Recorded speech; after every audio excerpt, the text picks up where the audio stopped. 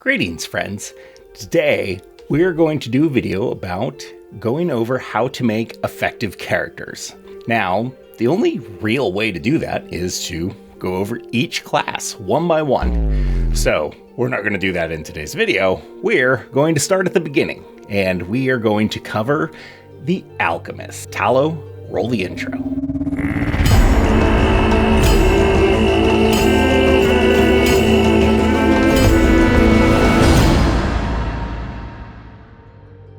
Alright, so the Alchemist, I would say, is actually kind of an advanced class. It's not for beginners. There's a lot going on with it, and it's not as easy to maintain as a lot of the other spellcasting classes. You have to have a really good working knowledge of the equipment and be very up to date on the rules. The Alchemist right now has undergone more changes than any other class.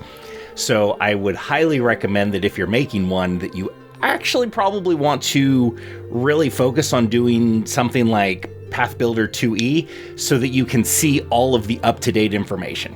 But that said, let's dive into it. One of the interesting things about the Alchemists is they have an ability to fill a lot of different roles. They can kind of fill a area effect role of a spellcaster to a lesser degree. They can do the healing role. They actually are pretty effective at it. They do it differently than clerics. So where a cleric or someone with access to divine magic, or maybe even a cult if you're going with Soothe, can give you a really big healing boost, the Alchemist isn't really designed for that massive boost, but there are now a lot of tools at their disposal that allow them to keep giving you hit points over time. So they're actually a very effective healer now with all of the additional books that have come out since the beginning of Pathfinder 2e. They can be a melee character, again, not as good as a fighter, not as damage dealy as a barbarian, but they can absolutely be an effective melee fighter. So there are 4 different types of alchemists, and when you pick an alchemist, you get to choose which one. And you actually kind of want to decide this before you set your ability scores, because each one, you're really going to want to focus on different things. There is the bomber, which, pretty self-explanatory, you huck bombs at people. There is the, I'm going to butcher probably the pronunciation of this, but the Surgeon, it's like surgeon, but there's a CHRI in front of it. I can never say it. I'm horrible with pronunciation. Ask anyone. Surgeon. They are effectively the healer alchemist. There is the mutagenist. They specialize in alchemy that they're really kind of a Jekyll and Hyde-like character. They can turn themselves into this like bestial form sort of thing and deal some actually pretty decent damage. And they focus on the mutagen side of alchemy. And then lastly, there is the toxicologist, which focuses on poisons, applying poisons to weapons. They're actually, of all the alchemists, they're the most interesting in the sense of their support is increased damage to the melee characters. They're able to add poisons to weapons. They can help you get a really good first barrage, as they can coat a lot of people's weapons in poisons. Of course, they're designed to continuously do this to their own weapons, but don't discount the effect that they can take the majority of the group, and if they're using weapons, they can put poison on all of them. And their poisons are really good, where the low-level poisons, the thing that makes them not very effective at higher level is the save DC for that poison. More powerful creatures easily succeed against that. So what they do is they, at first level, are able to substitute their class DC for a poison DC. So this immediately makes their poisons more effective than anyone else's. The Alchemist really is kind of a class. You can do what you want with it. Now, I will say that of all of the classes in Pathfinder 2nd edition, a class that has intelligence as its base score, you have to do research and you have to play that character very smartly. You don't have to be strong to play a strong character. I mean, yeah, we're going to bash things. We're just going to crush them and overpower them. Very basic. But with some of these characters that are intelligence-based, they require a lot of strategy to be effective. You can attempt to go very straightforward with them, and they actually won't be that effective. The Alchemist has some challenges to it. Its class ability score is intelligence, meaning you cannot get any of your initial ability scores up to an 18 except intelligence. But depending on which alchemist you might want to build, your intelligence might not be as important to you.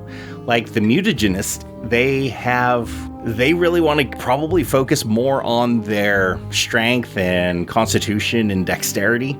They don't need as many elixirs or alchemical items because they can survive the day with a lot less. The bomber, on the other hand, and the Chirurgeon? I hate saying it. They rely on having a vast array of alchemical items at their disposal, and even the toxicologist. So you can't just use intelligence as a dump stat, but you don't have to have it at that 18 to start with.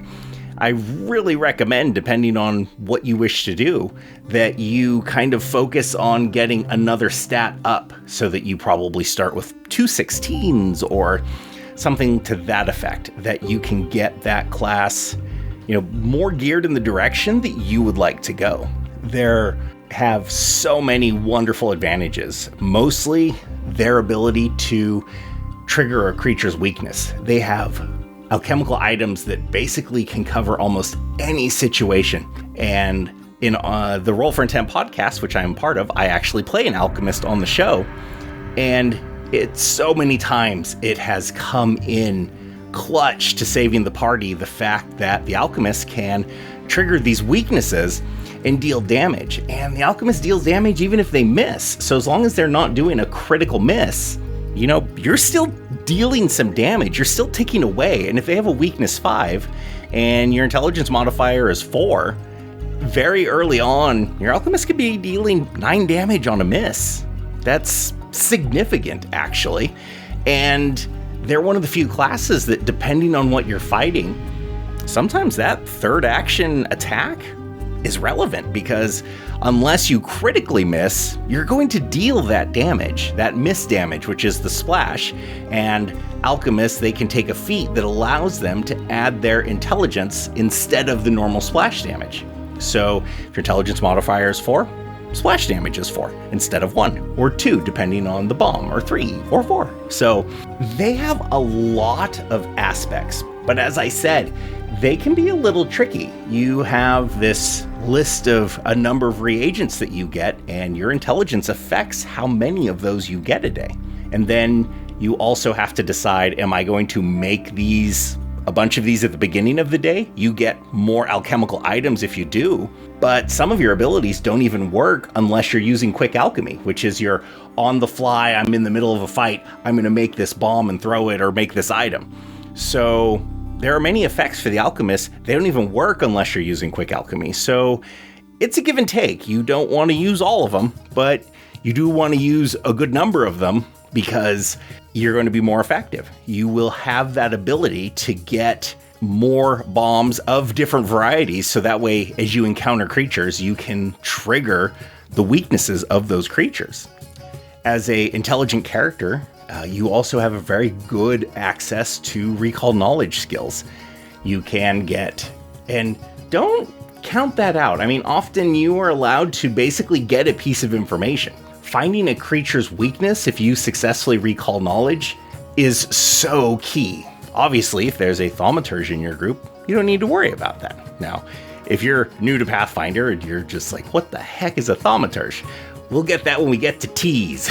Don't worry, there's, I think, 22 classes right now, with a 23rd on the way towards the end of August in 2023. So we've got a few months before we get there. So we're going to try to cover as many classes as we can, but I will be going alphabetical on this. Which reminds me, if you find this at all helpful or interesting, hit the subscribe, give us a like, ring the bell. do all the important things that must feed the YouTube algorithm so I can keep doing this, grow, and you guys can keep enjoying my content.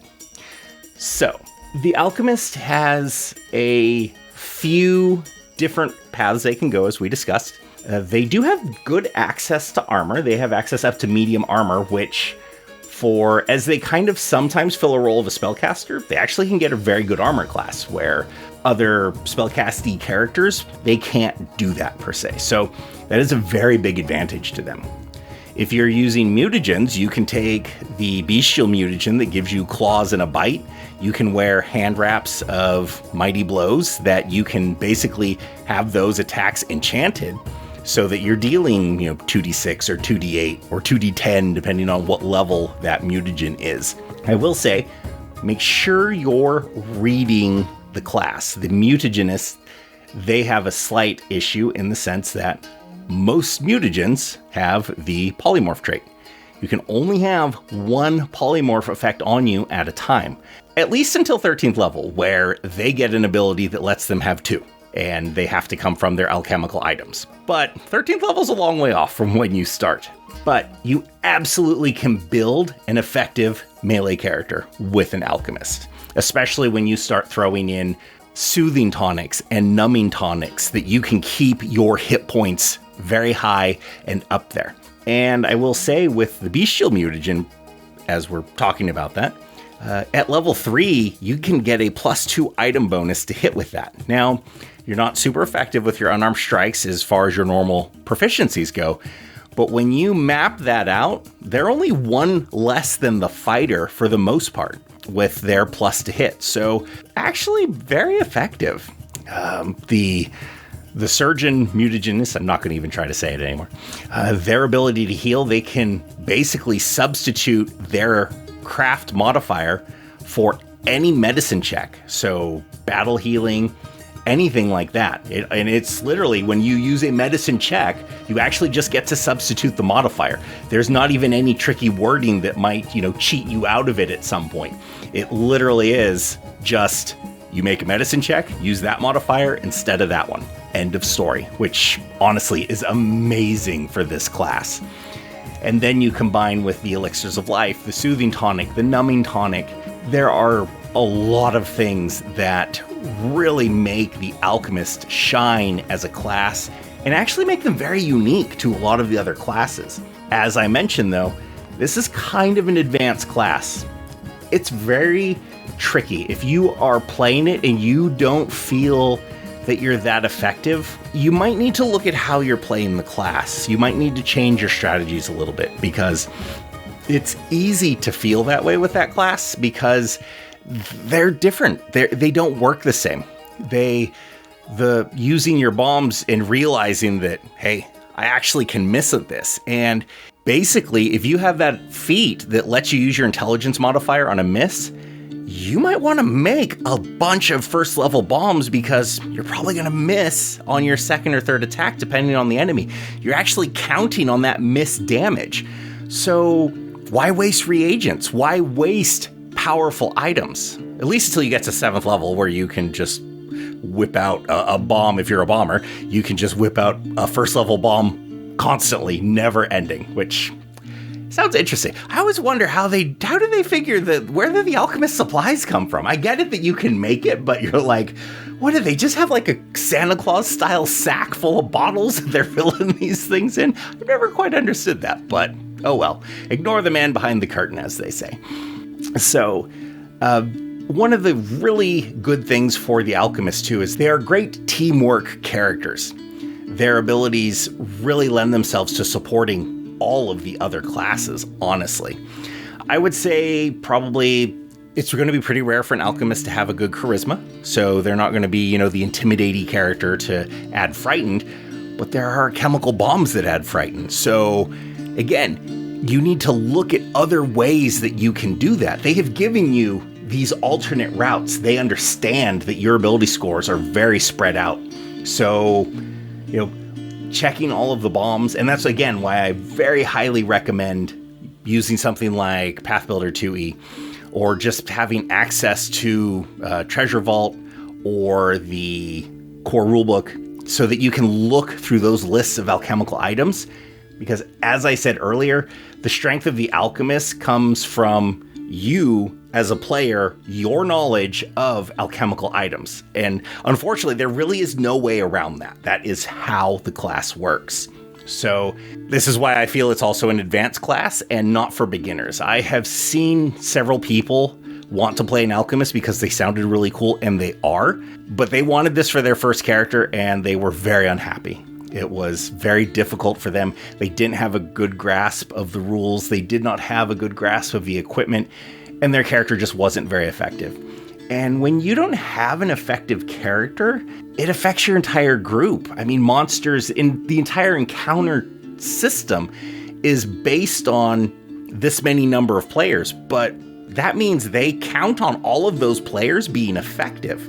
So if your character is not effective, that's a problem. Now, I'm not saying you have to min-max, that you have to just, I'm taking every advantage I can get, no rhyme or reason. I'm just, I need that. And, you don't need to worry about having a fun role-playing character. I'm not saying that at all. I'm just saying for what you do go with, you want to make sure your character is effective. You want to stay on top of, do you have the normal plus item bonuses to hit for your level? Do you have the normal item bonuses to your armor class? Are you capitalizing on property runes for your armor? Are you capitalizing on, and the alchemist doesn't really get property runes for their weapons, unless you're going, again, with the mutagens, and you go bestial, you can get the hand wraps of mighty blows for your bestial mutagen. So those you could go with property runes on those. So again, if you want to go a melee fighter, that exists. The toxicologist, their ability to, again, with poisons, add all kinds of effects. I will say that poisons sometimes are a little tricky because, again, some monsters have really great fortitude saves. So you want to be aware of, what you're dealing with. You want to make sure that you're understanding the enemies that you're fighting. If you're fighting something with a really high AC, you don't want to just throw 3 bombs. Your third one's probably going to be a critical miss. Your second one might even be a critical miss. There's been many times in the podcast where I'm like, should I throw a second bomb and just go for that tiny amount of damage? And it's paid off. I've done it and I've hit. And there's been numerous times that I have killed an important enemy just with that tiny amount of consistent damage. Alchemists also deal a lot of persistent damage, and anyone who's played this game for a while will tell you persistent damage is so amazing for taking down enemies. It can hang out a long time. It's possible it goes away right away, but it will always at least tick once, and I have seen it take out numerous enemies, even when everyone's constantly missing, but that persistent damage from multiple different sources. It could be acid and poison and bleed and fire. When you get all that, it is possible that even at a low level, you've got an enemy that's taking, 2d6, 2d4, and 2 bleed. It's taking 2d6 acid, 2d4 poison, 2 bleed, 2 fire. I've had that happen before, and it's just like, oh my god, you're dealing like 20 points of damage, of persistent damage when they go. That is no joke in this game at all. So I'm really not gearing these to tell you how to build a character, because I want you to build your own character. I think there are far too many times people are like, you need to do this, you need to do that. I want you to do what you want to do, but I just want you to be effective at whatever it is you decide to do. And so far, I think every class in this game is very effective. They have announced that they are kind of revamping Pathfinder 2e. They're basically calling it Pathfinder 2e Remastered. They're doing a few minor changes. The only class that's getting serious changes, which they have announced, is the Witch. I will agree, the Witch probably, if I were to pick the weakest class of all of them, it is the Witch. So hopefully we see, and I don't mean that they're not playable, I just mean when you look at all of the characters, you have to really, really know what you're doing to be good at a Witch. So I understand what they're talking about. Plus, there's not a lot that makes the Witch stand out.